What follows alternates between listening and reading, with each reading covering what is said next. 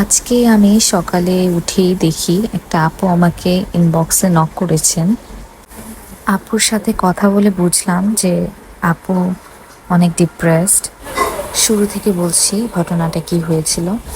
আপুটার সাথে আমার আগে একদিন কথা হয়েছিল অ্যান্ড আপু আমাকে হুট করে ইনস্টাগ্রামে নক দিয়ে বলল যে আপু, আমার মাথা কাজ করতেছে না।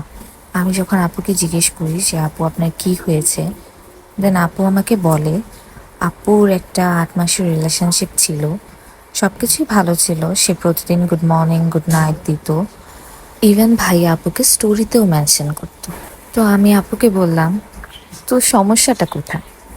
আপুটা বলল সমস্যা হয় অনলাইন স্ট্যাটাস দিয়ে। দেন আপু আমাকে বলল যে আপু, সে আমার মেসেজের রিপ্লাই দেয় 2 ঘন্টা পর পর, কিন্তু আমি দেখি সে অনলাইন ছিল। তো আমি আপুকে বললাম যে আপনি কি জিজ্ঞেস করেছিলেন সে এমনটা কেন করে? আপু বললেন আপু নাকি ওনাকে অনেকবার জিজ্ঞেস করেছেন, বাট প্রত্যেকবার উনি বলেছেন যে উনি গেম খেলছিলেন। এভাবে চলতে চলতে নাকি ভাইয়া একদিন অন্য একটা আপুর পোস্টে কমেন্ট করেন। তো কমেন্টটা আপুর ভালো লাগেনি। তো আপু একদিন ভাইয়াকে বললেন, তুমি কি আমাকে অ্যাভয়েড করছো? ভাইয়া বলল, তুমি বেশি ওভার থিঙ্ক করো।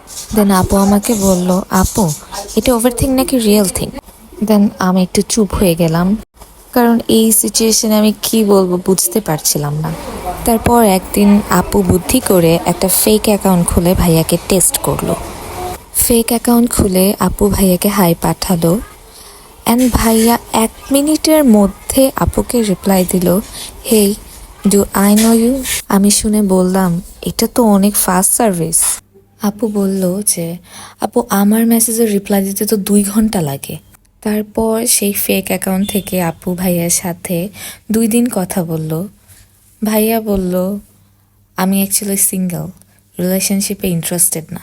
আপু আমাকে ভয়েস পাঠিয়ে কাঁদতে কাঁদতে বলছিলেন, আপু আমি কি এতটাই রিপ্লেসেবল?